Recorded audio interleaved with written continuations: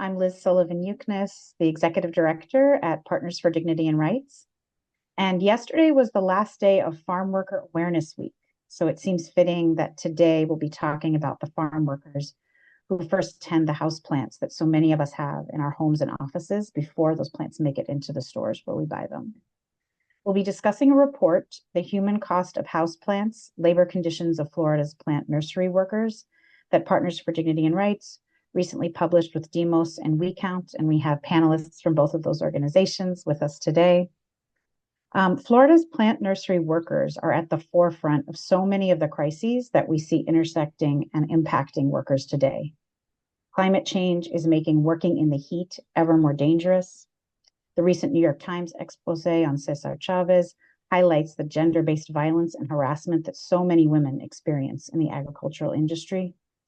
And while Florida seems to be taking the lead in passing laws to block basic worker protections, including heat protections, Florida is not the only place where workers face an increasingly hostile state. But we're not just going to talk about the large looming problems today. We are also going to talk about the cross-movement collaboration that developed Planting Justice, which is the worker-driven solution to those big problems. We will share the roles that each organization joining us played in developing that solution and the next steps that everyone on this call can take to stand with plant nursery workers in their campaign for safe working conditions. After we hear from our panelists, we'll have about 30 minutes at the end for some questions and answers. And please feel free to share your questions in the Q&A box throughout the webinar, and then we can pull from them at the end to ask our panelists.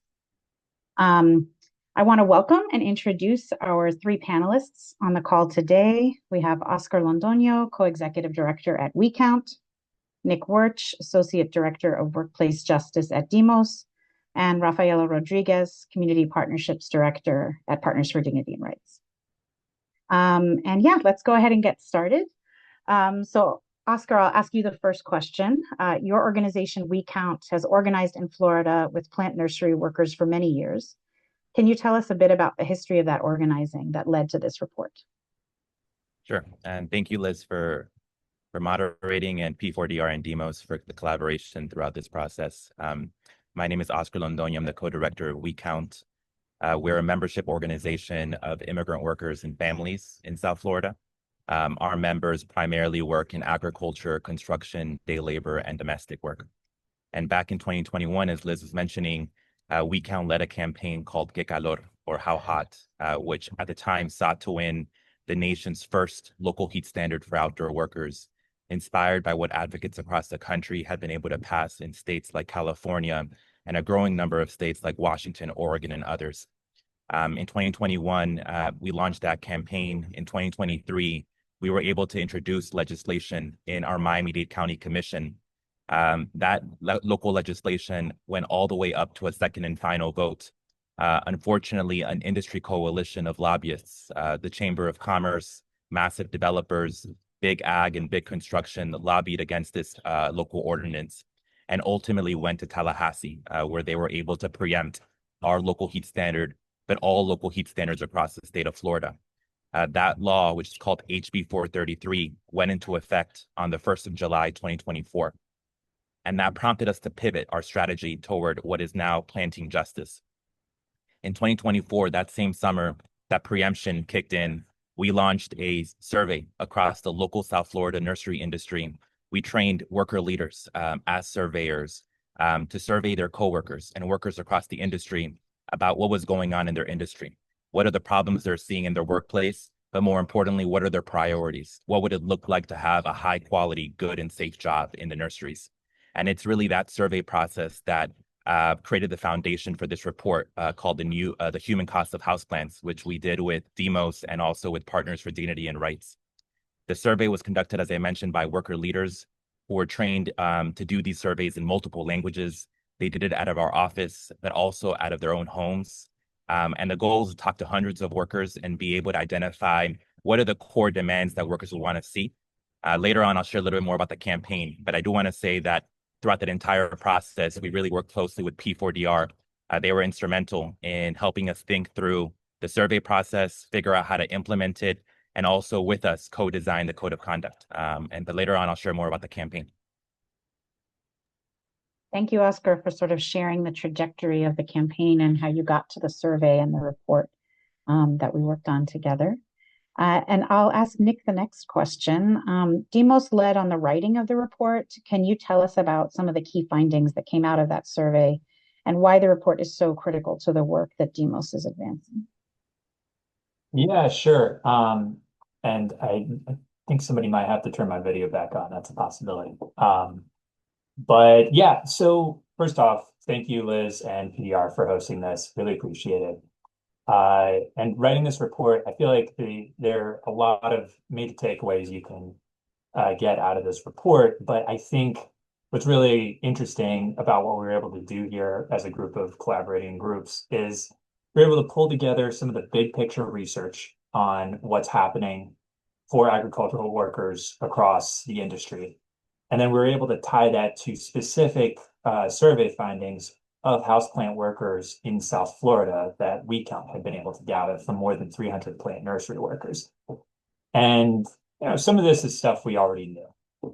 The broader research and the specific survey data led to some shocking findings that, again, reaffirmed what I think is a pretty well-founded understanding that workplace abuses and dangerous conditions are endemic to the agricultural field and for agricultural workers more broadly.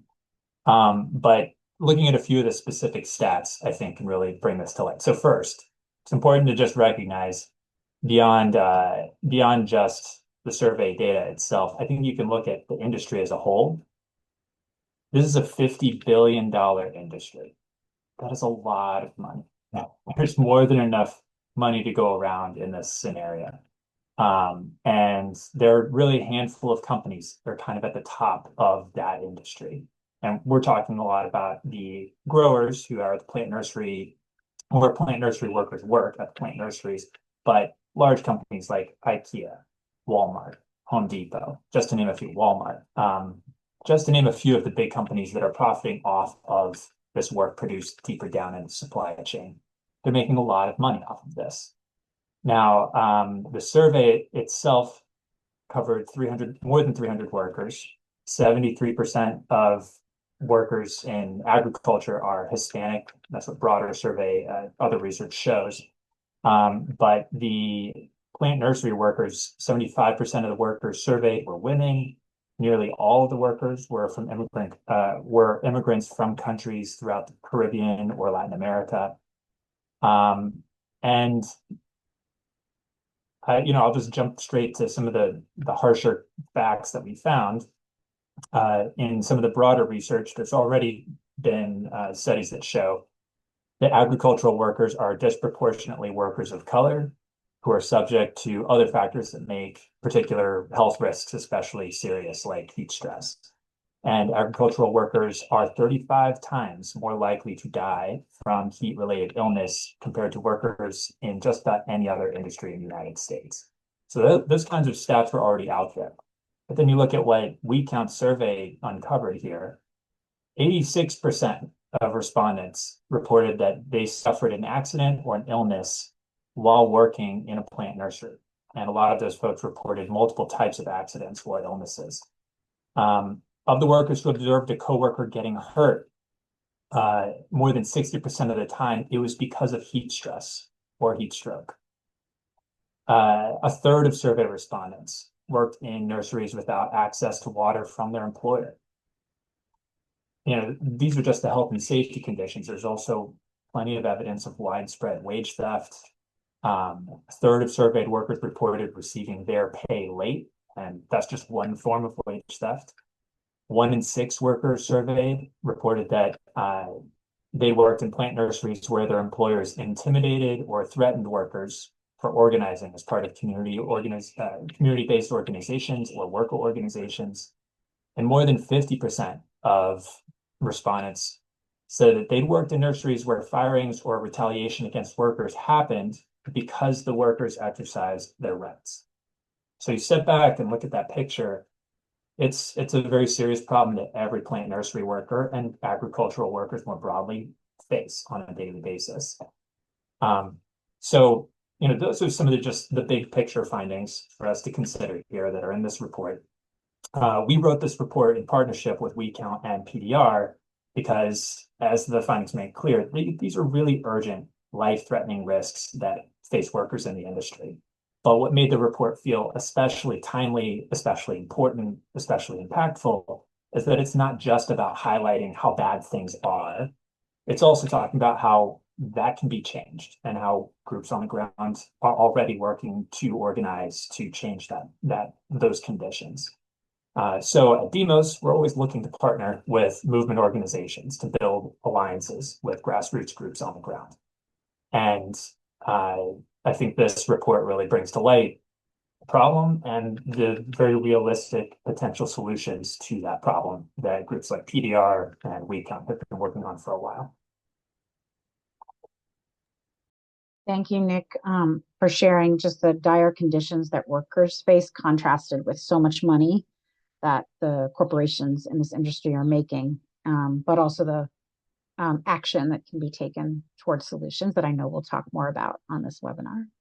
And before I go to the next question, just a general reminder to our speakers to make sure that you're speaking slowly to help out our interpreters.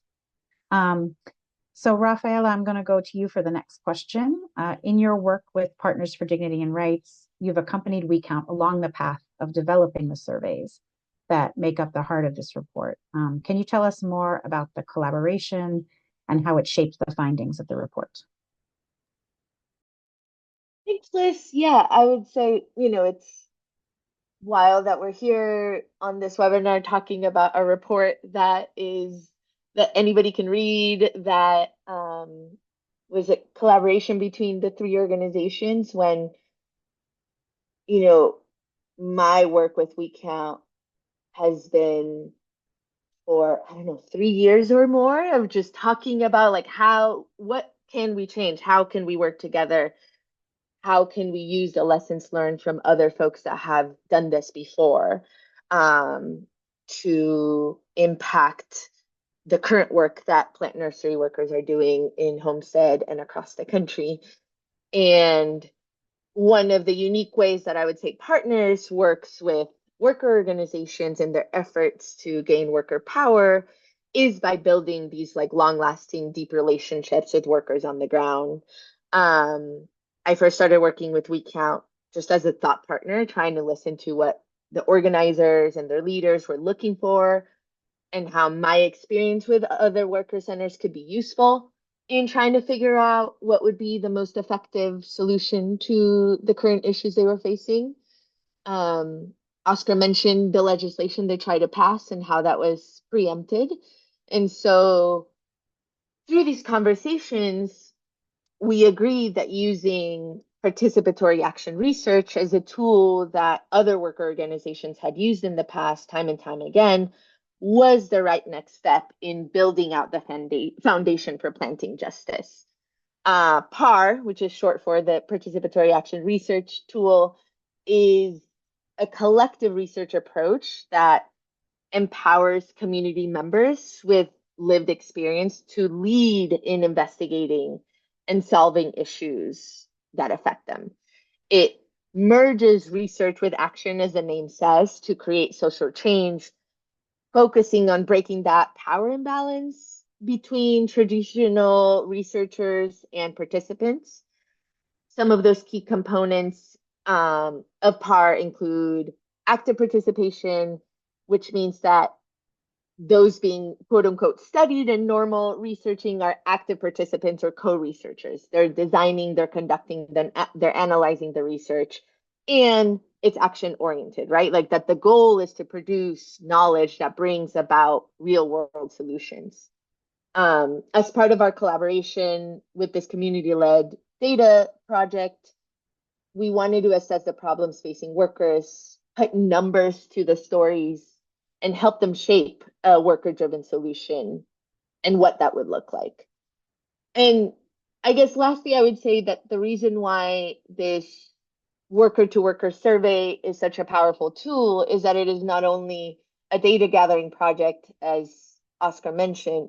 It meant that WeCount members learned to survey their own community.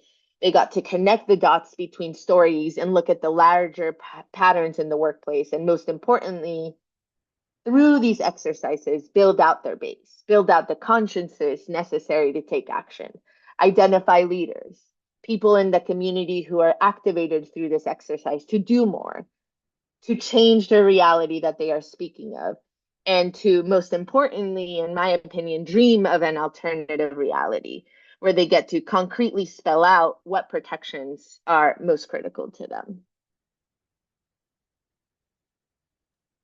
Thank you, Rafaela. And I think pivoting from that about how workers can dream out the solution that they want to see, I'll ask Oscar a question next about how the report doesn't just identify the challenges, but also the solution that you are calling planting justice. Can you lay out the key elements of that solution for the folks on the webinar? Absolutely. But I also just want to also reground us in like the core problem. Because I think ultimately there's so many crises happening every single day in our communities, in this economy, right? Why are we calling this a labor human rights crisis? We're talking about workers who are working in 90, 100-degree heat index without water or rest breaks, right? Workers who told us they had to cut into their poverty wages to pay for their water bottles and sneak them into work because their employer wasn't providing that water. We're talking about workers who are being exposed to dangerous pesticides and toxic chemicals without basic protections. Workers who told us that they have facial scars, skin irritation, long-term chronic health illnesses, simply because their employer doesn't want to invest in basic PPE to protect these workers. We're talking about workers who had to pay their employers to rent scissors, gloves, the basic equipment and tools they need to do their job. Many went without this PPE so as to not have to pay their employer, which meant risking cuts, scrapes, and deep lacerations. And Rafaela and Nick mentioned this is a majority women workforce. We heard too many workers, women workers who reported a regime of sexual harassment and gender-based violence. Women workers who had to negotiate their dignity and their safety after being coerced and intimidated by male supervisors. And so when we say this is across the board a labor and human rights crisis, there were way too many stories. We had to hear hundreds of stories of workers who were telling us this is happening in South Florida. And I imagine it's not just in Florida, but across the country. And so what do we do when existing labor protections are inadequate and poorly enforced, or when an entire segment of the economy, hundreds of thousands of agricultural workers are excluded from basic core labor rights like the National Labor Relations Act, and when our political terrain in the South makes legislation nearly impossible to pass in places like Florida? And this is where we landed on worker-driven social responsibility. You know, as Rafaela mentioned, for years, we've been dreaming about what might be possible to transform the U.S. houseplant industry, a $50 billion houseplant industry that is growing and booming, in which massive brands at the top of the supply chain are benefiting off of the lack of visibility of a workforce that consumers and workers aren't working together. And we think that there's a way to actually solve that. A while back in 2021, 2022, WeCount began working also more intentionally with the Coalition of Immokalee Workers. We began working with them to explore the Fair Food Program, the WSR model, and how that model could be adapted and brought into the industry. Okay, and so, you know, CIW was a pioneer in the WSR model, especially in agriculture. So they helped us understand, you know, what are the similarities and key differences between the Florida tomato fields that they have been able to transform and the houseplant industry that we're yet to be able to transform. Back in 2024, when the preemption happened, some of our earliest visits that year was we planned exchanges between worker leaders and our staff. We went to Immokalee to learn from CIW, but we also went to Vermont to learn from Migrant Justice and the Milk with Dignity program. And it was there that our worker leaders began to connect the dots between the similarities that dairy workers were experiencing in Vermont, that tomato workers were experiencing in Florida, and what nursery workers are experiencing today in Florida. And from that, we began to land on WSR, or worker-driven social responsibility, as the solution. Ultimately, in a place like Florida, where we can't count on legislation to enact these standards, and where a core part of the problem is that there are all these laws that exist, but they're not being meaningfully enforced, we think worker-driven social responsibility is a proven and tested model for how we transform the industry. I know Rafaela is going to mention a little bit later what the WSR model entails, but ultimately our campaign, the Planting Justice campaign, is going to seek a direct legal binding agreement with major retailers and major growers. Retailers like the ones Nick mentioned, the IKEAs, Costco's, Whole Foods, Trader Joe's, multi-billion-dollar brands, as well as major growers like Costa Farms, the world's largest nursery headquartered in Florida, which is highlighted in the report, to make sure they adopt our code of conduct, which has been developed by hundreds of plant nursery workers around fair wages, safe working conditions, and freedom from harassment, discrimination, and retaliation. And later on, I'll share a little bit more about the campaign, where we are, but ultimately that model is the model that we want to bring to the houseplant industry. Thank you, Oscar. I think, as you mentioned, Rafaela is going to talk a little bit more about what WSR is. Partners for Dignity and Rights has anchored the worker-driven social responsibility network for over a decade. So can you explain a little bit more about this model that Planting Justice is based on? Yeah, I would say, the network, the WSR network, talking about the history of that network, and I think Oscar mentioned it, these exchanges, these other groups of workers who have implemented this model successfully, was the reason why this network was formed by a group of these organizations that had seen and experienced the transformation that could take place in those low wage industries when a WSR program was successfully implemented. And that meant from Vermont dairy farms to Florida's agricultural fields and other fields now. The Fair Food Program is across the country in the US and abroad, to also garment factories in Bangladesh and Pakistan. And so all of these members believe that this model of the network could be replicated and form the network to support other efforts across the globe. I think one of the fundamental analysis within the model is that companies at the top of supply chains play a critical role in the conditions of workers at the bottom of that supply chain, and that this market power can be flipped to be used to improve conditions for workers. The model has some critical elements that work together to make it a successful program, and that these are not elements that can be chosen and say, okay, well, I like this one, but we can't really implement this other element. They all have to be there in order for the model to work as it does today in all those places that I just mentioned. One critical element is the worker-driven piece of it, which includes the code of conduct that Oscar mentioned, right? Workers writing what their protections should look like, because they are the ones on the job. They experience this, they understand what is best for them, what it would feel like to have a dignified workplace. This code of conduct, we can also call it a Bill of Rights, this list of protections that are written by workers, mostly align with also international labor and human rights standards, and they're adapted to meet the challenges of that specific industry that each of these worker groups are working in. The second piece is legally binding agreement, which is extremely critical. This means that the companies at the top of the supply chain legally commit to implementing the program and also to implementing market consequences if the employers do not improve the conditions in the workplace in a timely manner. I would say a lot of the corporate social responsibility programs that exist out there do not have that critical element, or saying, okay, there's this really beautiful Bill of Rights or this beautiful code of conduct, but how are you enforcing it? How are you making sure that if an employer is not abiding by the code, that they come up to that standard, that they commit in a timely manner to, let's say, provide workers shade, provide workers rest, provide workers water.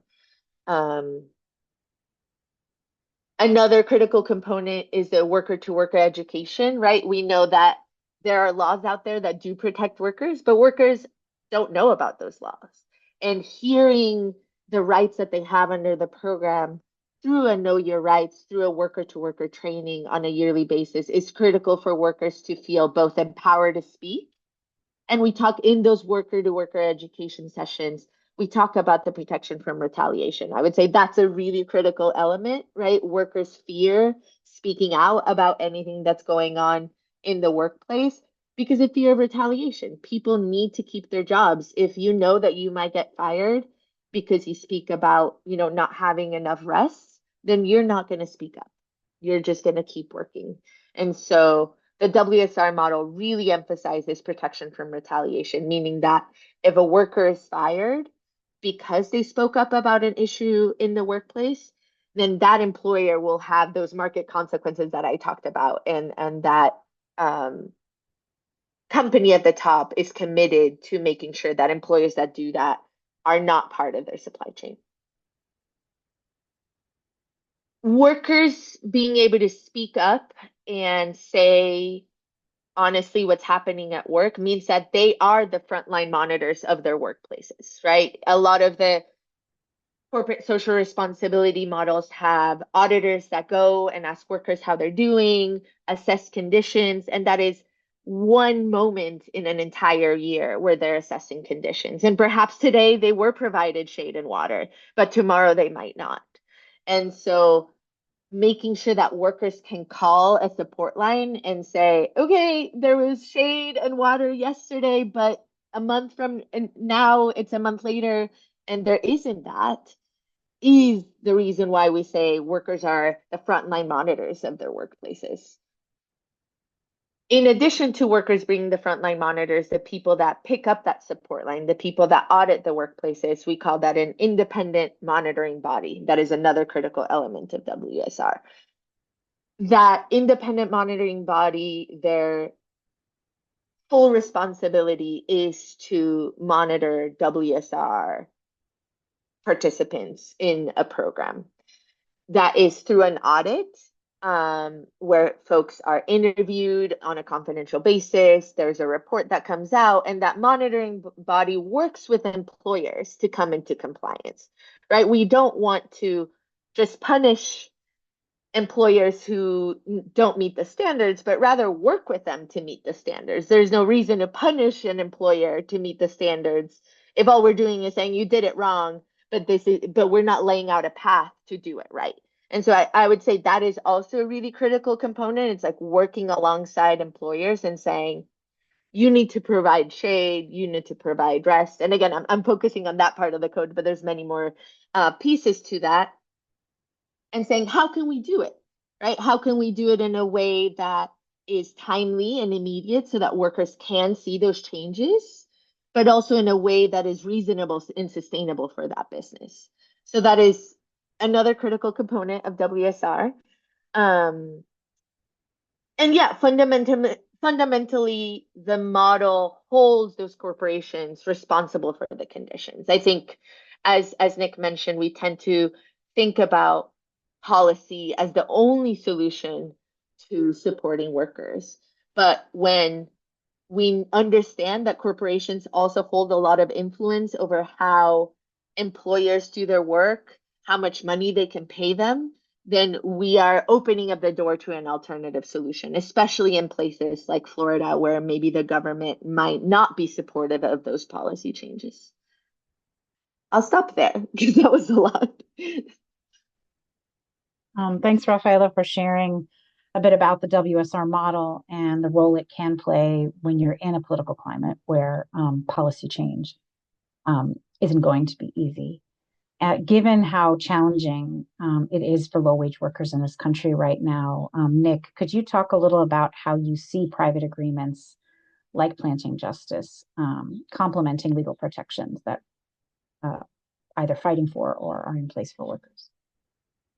Yeah, for sure. Well, I think to understand the importance and value of those private agreements, you have to situate it in sort of this larger context that all these workers are operating in and all these companies are operating in. So yeah, and a big part of that is understanding why existing legal protections have fallen so far short of protecting plant nursery workers and agricultural workers more broadly. So it's definitely a challenging time to be a low-wage worker, and it's worse for agricultural workers than just about anybody else. And those are the folks that WeCount is organizing on the ground. But this isn't an accident. This is rooted in history. This is rooted in policy. And if you go all the way back to before the Civil War, agricultural work was largely performed by enslaved Black people in the South. And many Black workers continued to work in agriculture in the South even after emancipation. So then later, you get some worker protections under the New Deal. And certain types of jobs were excluded from those legal protections, jobs that were typically held by Black people. And those kinds of jobs were agricultural workers, domestic workers. And so those types of workers did not get certain rights, things like the right to organize to form a union, the right to collectively bargain with your employer, the right to a minimum wage.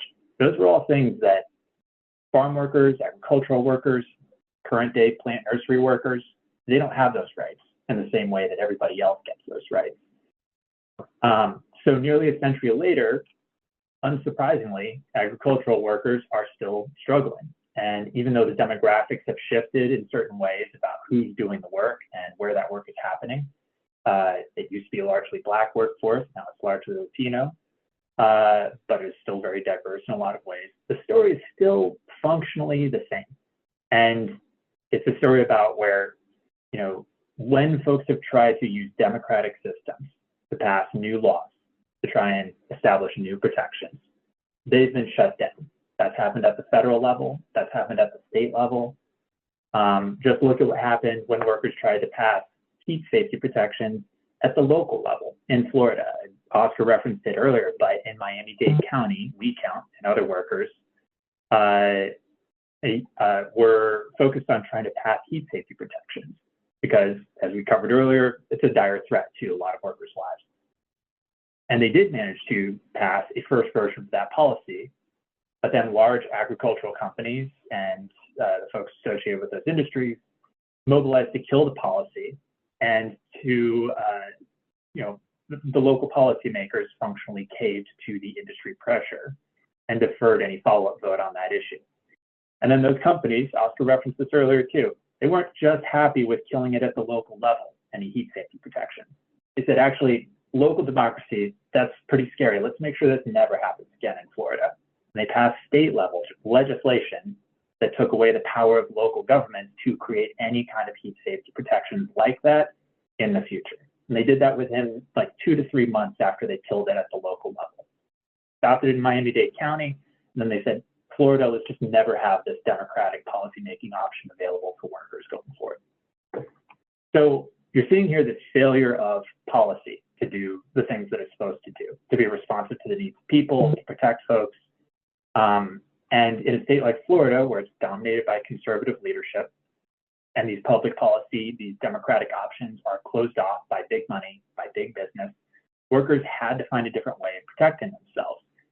That's where private agreements come in, because everything else has not worked, that workers have turned to this innovative, strategic way of trying to fix this problem. And it sounds different from things that people are like, well, why don't you just pass a new law? Or why don't you just go to court and sue your employer if they mistreat you?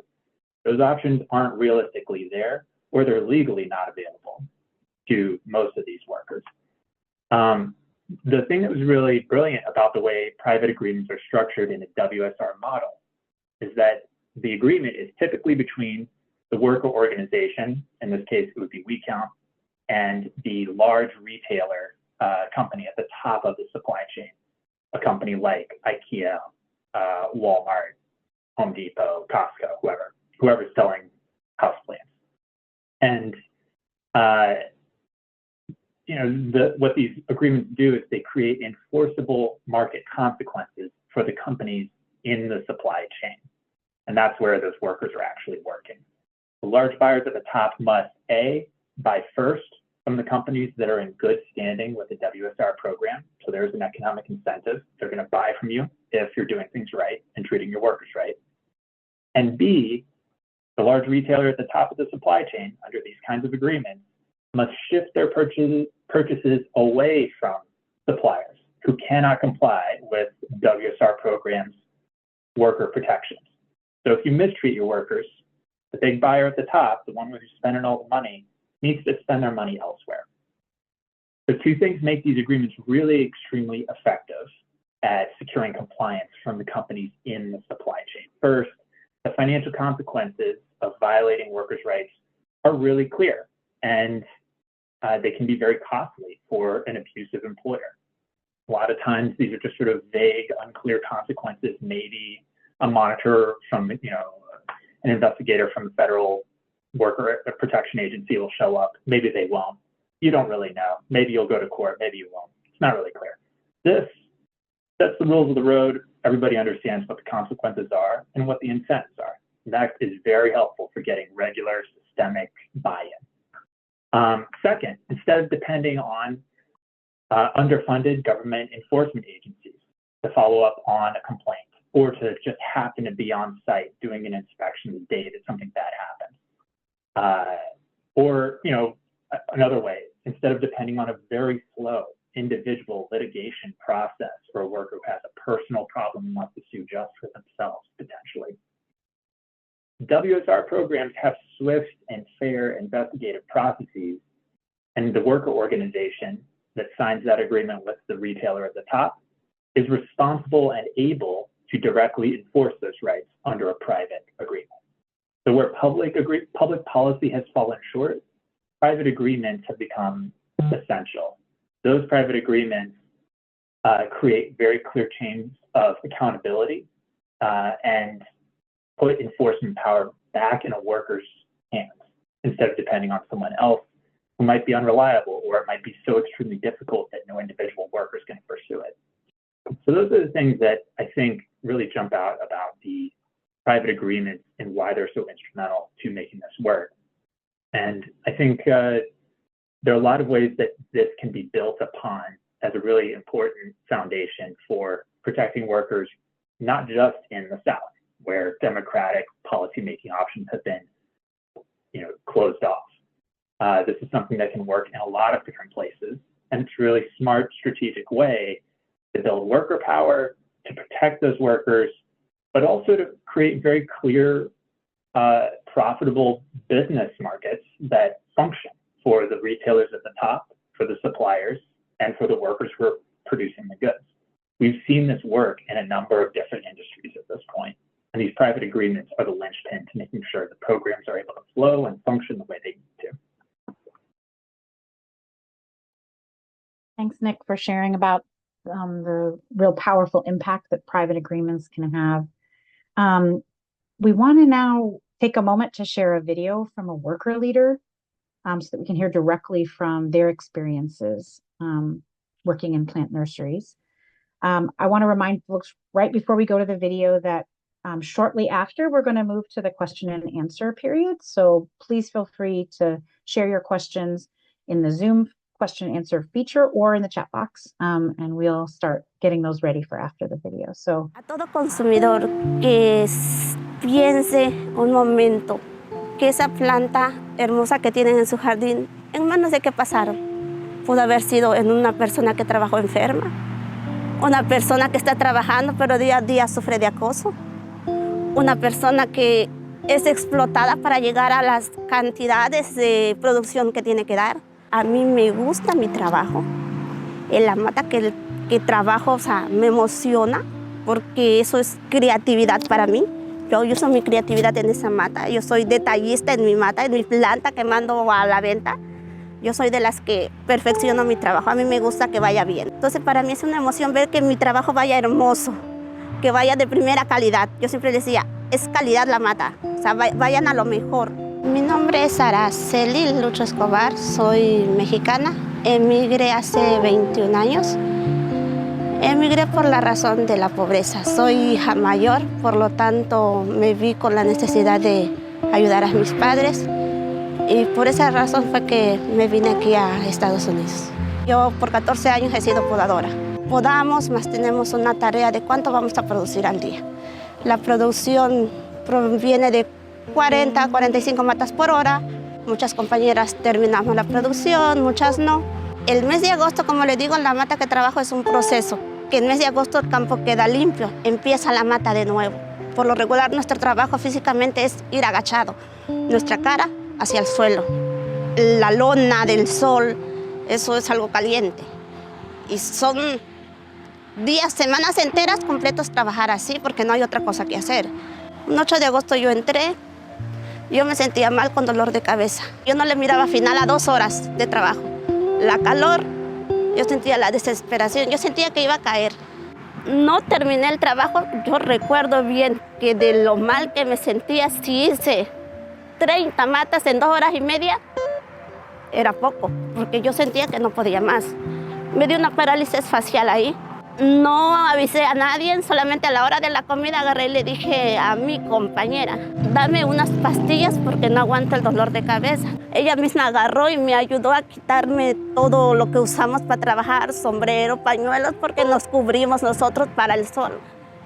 Y me estaba dando las pastillas y me dijo, tú no estás bien, tu cara se te fue de lado, la boca está de lado, me dijo ella.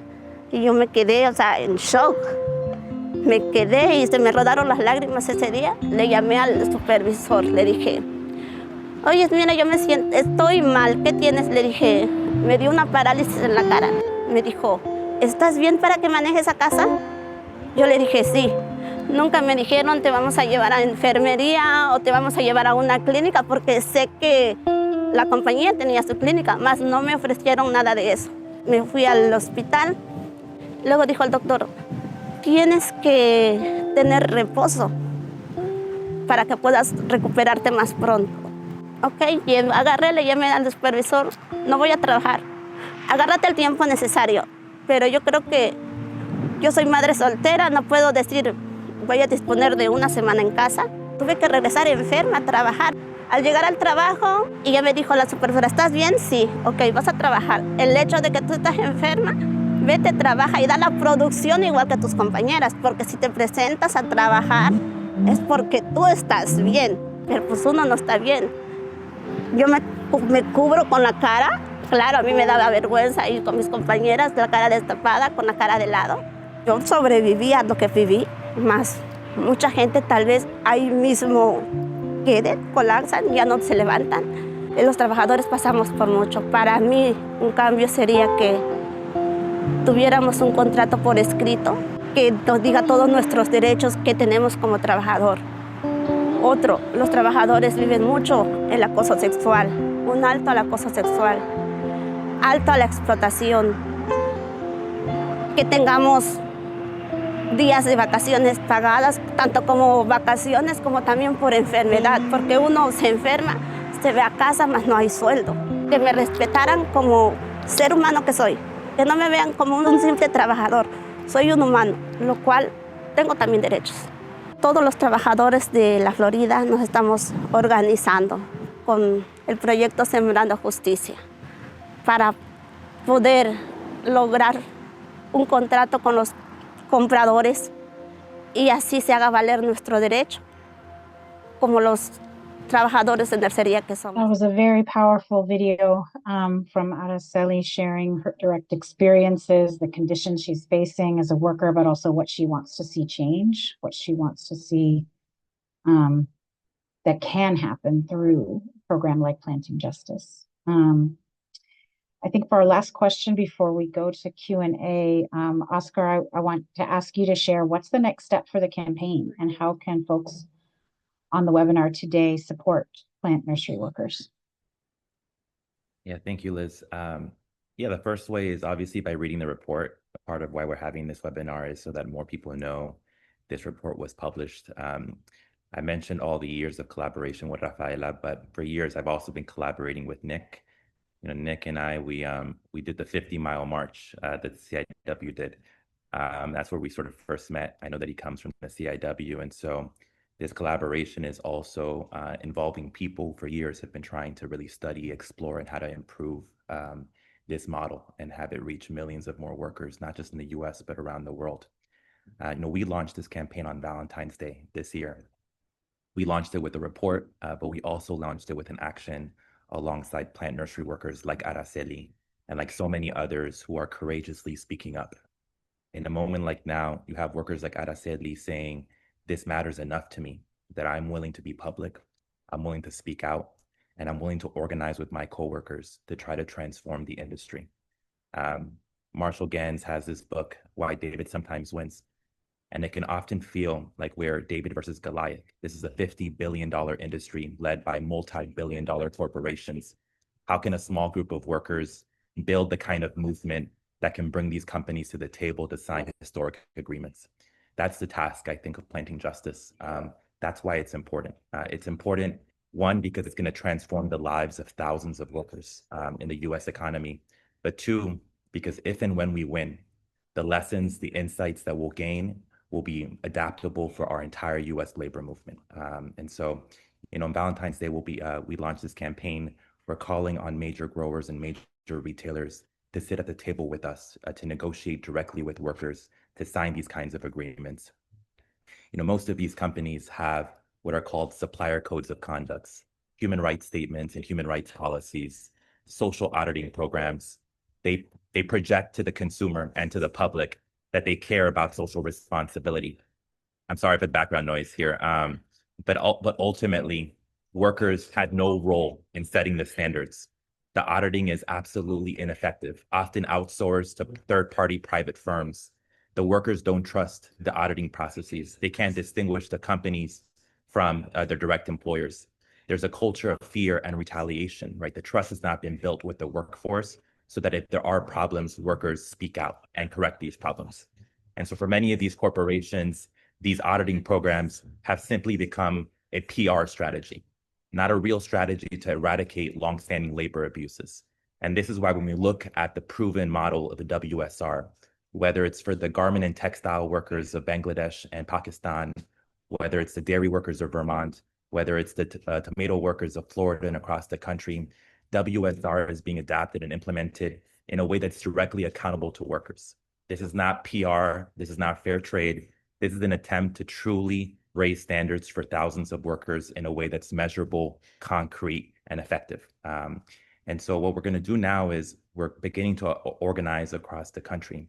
We're organizing workers here in South Florida and eventually beyond. This campaign will only be won with the leadership and the protagonism of plant nursery workers who at the end of the day are not just victims of labor abuse, but they're experts in the solutions that will eradicate those problems. Two, we know that to win this, we have to build a cross-sectoral, powerful coalition across the country. And so we're organizing students, faith, labor, community, consumers across the country. We're starting that by organizing film screenings across the country. And so we have a new documentary that we produced with 6 Eye Films and Working Films in partnership with CIW called Without Shade, Without Rest. It chronicles our campaign around extreme heat, but also the multi-year fight of the Fair Food Program to win heat protections as well through the Fair Food Program.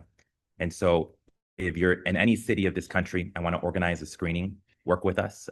We're happy to support you to get the word out because ultimately we want to build solidarity networks across the country so people can take action wherever they are.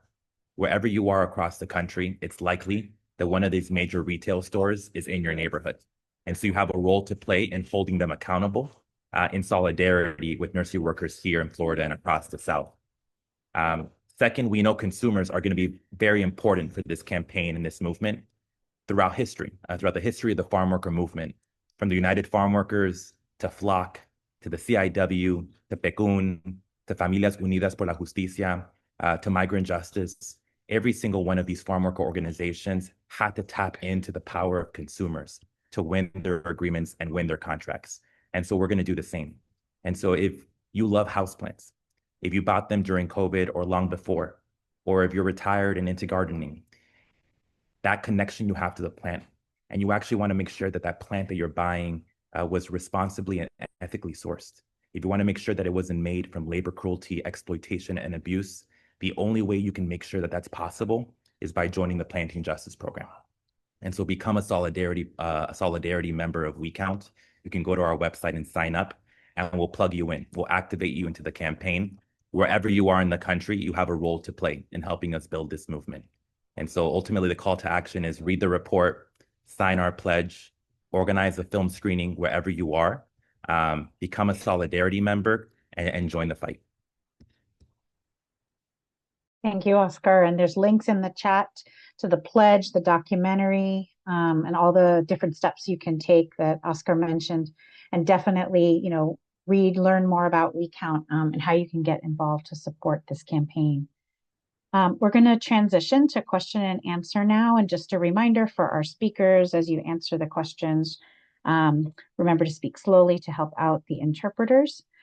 So our first question builds on, I think, what folks shared about the successes and impacts that the WSR model can have. So if someone could share how WSR programs, have they been successful in raising wages for workers? I can give a couple of examples. Oscar mentioned migrant justice out of Vermont. They organized dairy workers and their WSR program called Milk with Dignity. One of the things, and again, everything's connected, right? Nick talking about, okay, there's policies, but the history of agriculture makes it so that a lot of agricultural workers are exempt from protections. In Vermont, agricultural workers legally are entitled to the federal minimum wage, but not the state minimum wage. And as you all know, I actually haven't checked this in a minute, but I would imagine the federal minimum wage is still like 7 something. Nick, what is it? 8? I don't know. 725. 725. So if you are a dairy worker working 365 days a year in Vermont, legally you can get paid the federal minimum wage and you're complying with the law. So what migrant justice and dairy workers decided for their program is that they wanted to be entitled to the state minimum wage. So to directly answer, like, have wages been raised in the Milk with Dignity program? Yes, absolutely. All workers that are part of a farm that participates in the program, a dairy farm, are entitled and are being paid the state minimum wage. And that goes up every year, right? So their wages are increasing as everyone's wages should be increasing year to year. So that's a win that is being implemented. The program has been active for 9 years, if I'm remembering correctly. And then in the Fair Food program, started by the Coalition of Immokalee Workers, they've been able to also increase workers' pay by, I would say, I think their latest report says 60 to 100%. So yes, wages are a critical piece of it. It's not the only protection, right? We believe that wages are a critical component, but there are many, many other parts of the code that are as critical, in my opinion, to a decent, dignified wage. If I could just add one more thing to that. Yeah. I think raising the wages is a really important way to think of it. You want to see the actual numbers go up, but there's a reasonable assumption baked into that, which is that you would get paid whatever that rate actually is, right? I think a big thing that these WSR programs have done, and doesn't really get as much credit as it should, even the really low poverty level wages that existed in these different sectors in different parts of the country before, workers weren't even getting that when they were supposed to be getting paid. A lot of times they would get paid less than that. They would have their hours shaved down by their employer. They would be asked to come out and wait for a really long time for the transportation to the fields, for instance, but that wait time would not get counted as work time, so you don't get paid for that. There are all these little ways that an employer can whittle down how much they're actually going to pay you. And once you have a WSR program in place, that doesn't happen because workers can report it. They don't have to fear retaliation because the market consequences are swift and they're powerful. And you just get regularized compliance. It becomes the new norm to actually pay people what you said you'd pay them, and to not steal their wages in these many ways that it can be done.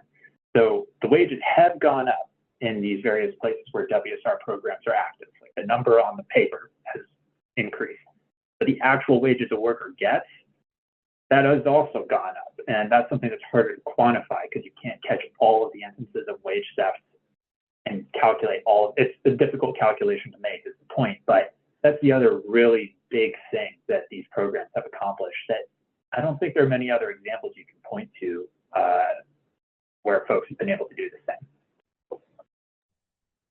And just an additional point, absolutely, as someone who's done wage theft representation for years now, we can't sort of like exaggerate the importance of effectively enforcing these laws in a way that can truly eradicate wage theft in a way the WSR programs have been able to actually prove and verify. But there's also the other thing that we heard from workers throughout the survey process is all of the things that effectively serve as wage cuts.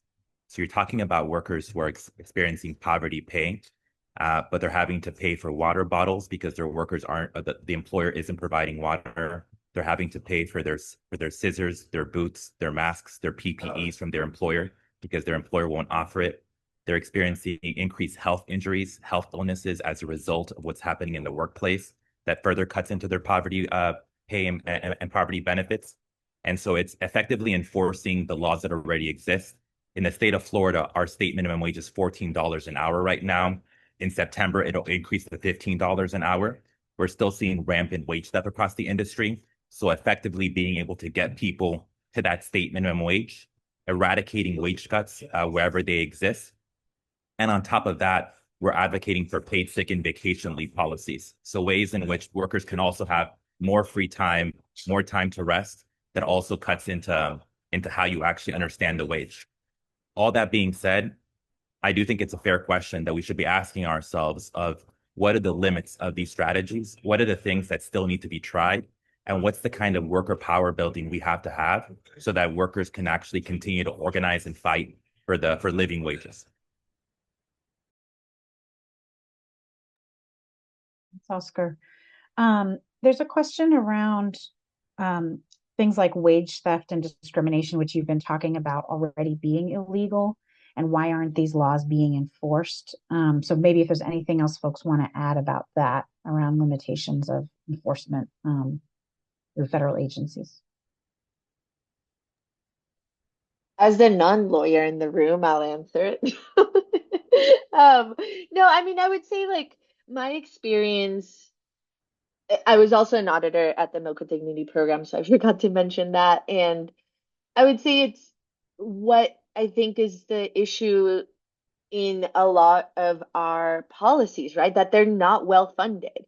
We do have a Department of Labor. We do have OSHA to keep our workers, our country safe in the workplace and for people to have a dignified wage, but they are extremely underfunded. I don't have the stat right now, but there is a stat of like how many DOL and OSHA auditors there are per workplace. And it is impossible for those auditors to do their job, let alone all those carve outs where, okay, an OSHA investigator cannot go to a workplace unless there's already a death there. You know, they're not preventing things from happening many, many times. And on top of that, you put fear of immigration for some of those communities. They're not going to want to talk to a federal agency, even if that federal agency is not connected to immigration. They are going to see it as the government and the federal government to ask you questions. I can't even imagine if you're an immigrant worker and a federal agent from OSHA comes and says, "Hey, how's it going?" You're going to say, "Everything's okay. I'm okay here." So there's a lot of dynamics at play there that I think increase the ways that wage theft continues to perpetuate and that discrimination against these workers continues to happen, even if it's illegal. Anything else, Oscar, Nick, on that? Go ahead, Nick.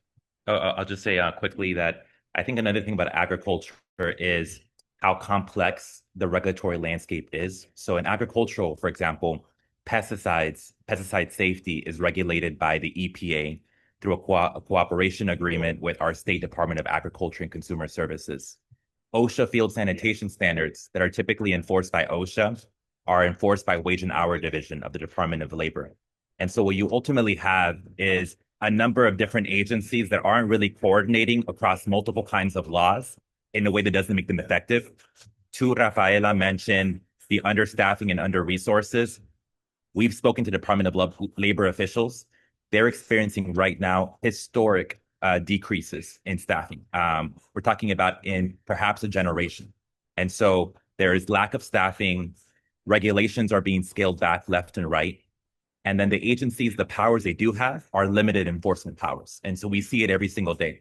Last year, we filed multiple OSHA complaints. We found ergonomic hazards, heat safety issues, tractor safety issues. OSHA was limited in the monetary citations it can issue on these violations, which means ultimately there isn't a significant enough consequence to deter future noncompliance with these laws. Nick mentioned how WSR, what makes it effective, is that retailers suspend or terminate business contracts. The stakes and the consequences are significantly more severe, which is what incentivizes compliance. At the same time as you're trying to find ways to incentivize compliance, which is through purchase preference and a bonus premium. And so I think for all of us who have done labor enforcement through government for decades, right, we know complaint-based labor enforcement with our existing agencies have been wholly inadequate for eradicating these labor abuses, which is why we think private enforcement models can help fill in that gap. Yeah, I think Rafaela and Oscar really hit all the most important points, but like a stat that always jumps out to me every time I come across it. It's not on wage theft, but on OSHA, which is another agency within the Department of Labor. If OSHA were to inspect all of the workplaces that are within their jurisdiction with their current number of investigators, it would take them somewhere between 160 to 185 years. That's just if they inspect all the places just once. That's how long it would take for them to get all the way back to the beginning and maybe check again. That's just for the workplace safety stuff. When it comes to wage theft, there are all the reasons why it doesn't work even if it is well staffed, but it's very much not well staffed. And that is a huge problem. We're talking about the federal level a lot of times too, because if you look at Florida, many states have their own departments of labor. Florida does not. Now they used to. At one point in time, Florida did have its own state-based Department of Labor with people who go out and check, were you getting paid what you're owed? Are you being treated right on the job? That was done away with under Governor Jeb Bush, I think in 2000 or 2001. They're going on quarter of a century, no state-based Department of Labor in Florida because they thought they'd do better without it. And that leaves this gaping hole in the landscape for who's looking out for workers. And I think the genius of the WSR model is workers are the ones who are going to look out for workers. And this puts the power in their hands to actually get that done. Thank you, everyone. Next question we have is asking if folks can talk more about the gender dynamics of the industry. I think early in the call, folks shared a little about the demographics, but if you could talk more about that and why, as speakers have alluded to and the worker video alluded to, why there is abuse in the field. I can start, and Rafa and Nick, feel free to jump in. What we found in the survey was that about 75% of the workers were women workers. This is generally consistent with like industry demographics that we see.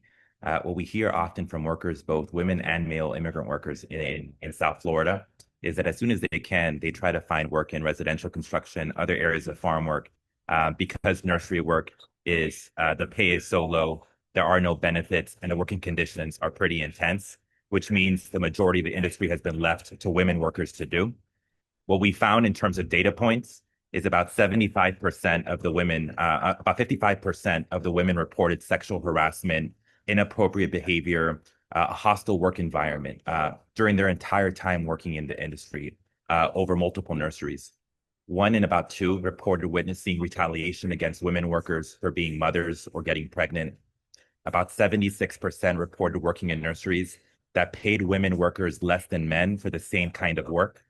And nearly all of them, more than 99%, said that during their time in nurseries, there weren't the adequate protections, a safe and private space for new mothers to exercise their rights to lactation. These things are existing laws, like the Pump Act, which are systematically being violated.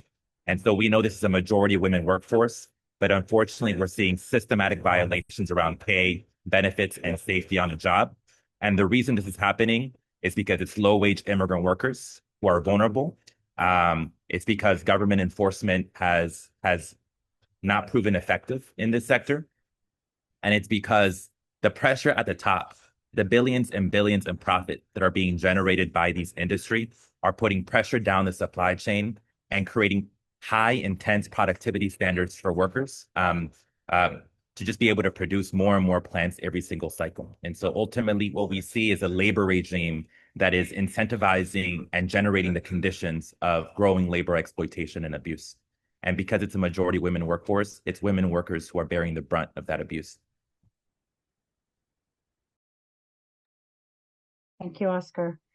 A next question we have is if folks can talk a little bit more about the Planting Justice Code of Conduct to address some of the things that you just talked about and why the elements that workers identified for the code were priorities for this particular group of plant nursery workers.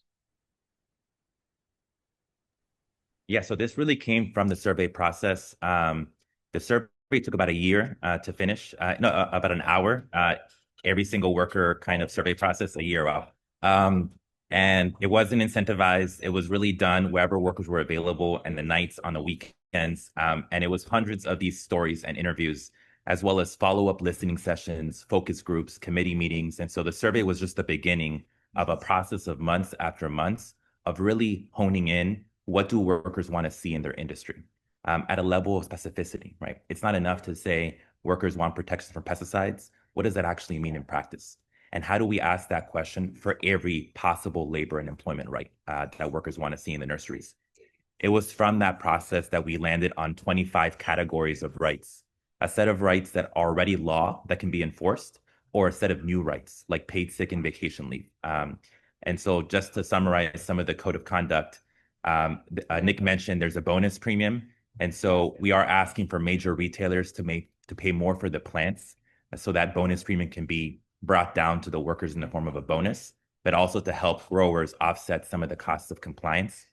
We want protections around wage theft, around labor trafficking, and all forms of discrimination, including sexual harassment. We're fighting for paid time off, including paid sick and vacation days every single year. About 60% of the workers we surveyed said during their entire time working in the industry, they had never received 1 day of paid sick or vacation leave. And so this would be a new right that would lift up standards for thousands of workers across the industry. We wanted specific measures to reduce workplace accidents, illnesses, and injuries, things from ergonomic hazards to having risk assessments, all the things that we know are best practices that can guarantee a safe workplace for thousands of workers. Protections around extreme heat, so an entire heat illness prevention protocol. The things we were fighting for through legislation in Miami-Dade, we've translated in the form of a heat illness protocol that would guarantee workers the things we were fighting for here in Florida. Things like a 10-minute paid rest break every couple of hours, medical observation periods, acclimatization. The majority of workers who die of extreme heat die within the first 7 days on the job. And they die because their bodies aren't acclimated to heat. And employers don't want to have accommodations so that workers can become acclimated to the extreme heat. And so we have a number of standards that are best practices from states across the country, both about extreme heat, but also about pesticides and lightning storms. We heard from workers that lightning storms were a growing concern. They were being forced to work out there when there was lightning and there was no protocols in place to protect them. We're also fighting for specific standards for employer-provided housing, transportation, and guest workers. So we know that there is a growing segment of the workforce that are going to be guest workers. We know there's a growing segment of the workers whose employer is going to provide housing and transportation. So when that happens, we want to make sure that we have high standards that can protect those workers as they're being driven by their employers or housed by their employers. And a critical part of what we're asking for is protections from retaliation. So none of these rights matter if workers don't feel free to speak up. And so protections around being able to speak up, demand your rights, file complaints, and seek remedies under the program. A core part of the WSR model, which every program has, is on-site worker-to-worker education. And so this is also part of our program. is training a group of worker experts from WeCount, themselves plant nursery workers, who can go every year to these nurseries and educate workers in the languages they understand through popular education that's culturally competent. What are their rights? What is the program?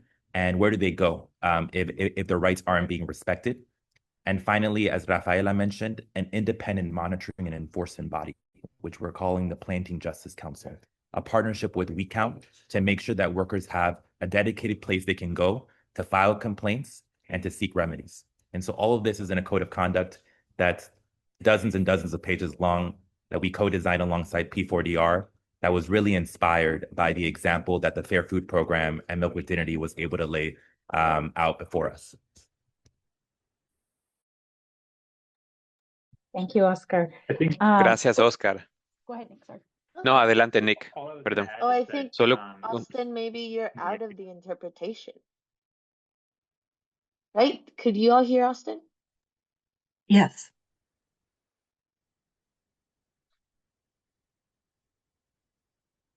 Okay. Let's see. Maybe it was just me. Are you saying Austin or Oscar? I heard Austin the interpreter when Nick started talking. Okay. But let me try again. How's that working? I think that's good. I think it was just my channel. Sorry about that.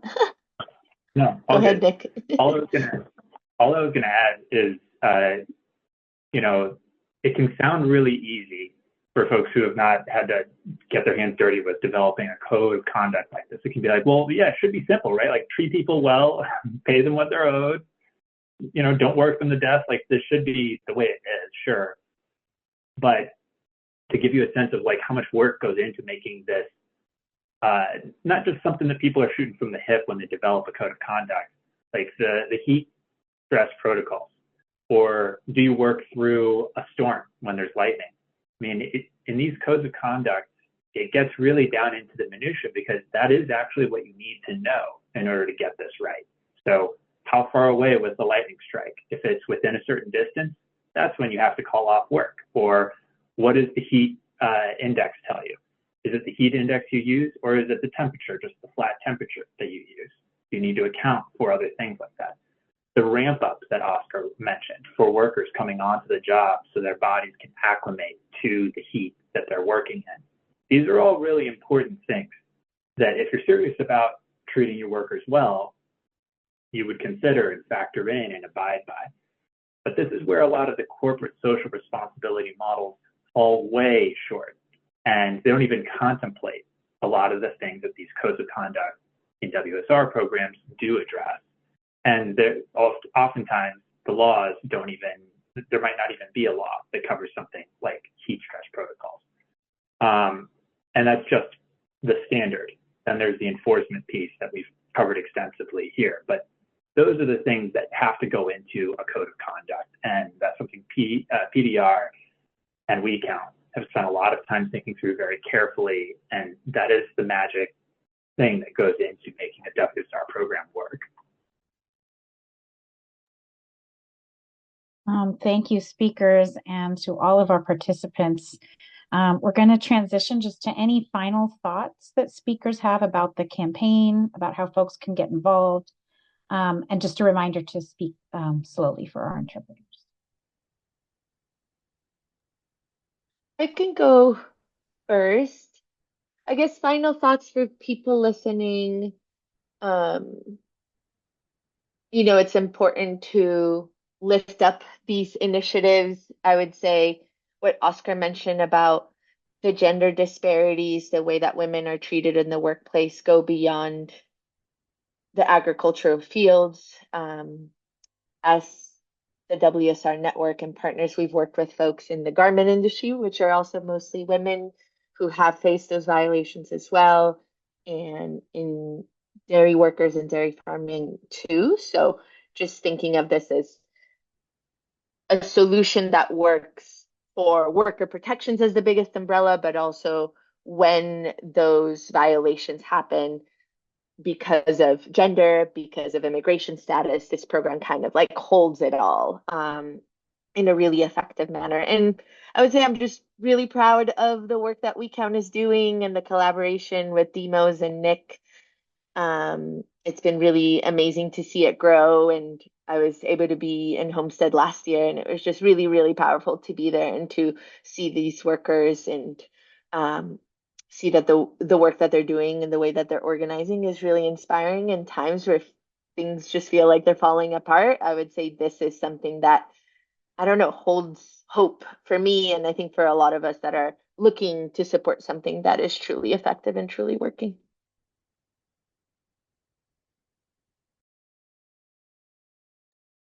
Nick or Oscar, any final thoughts?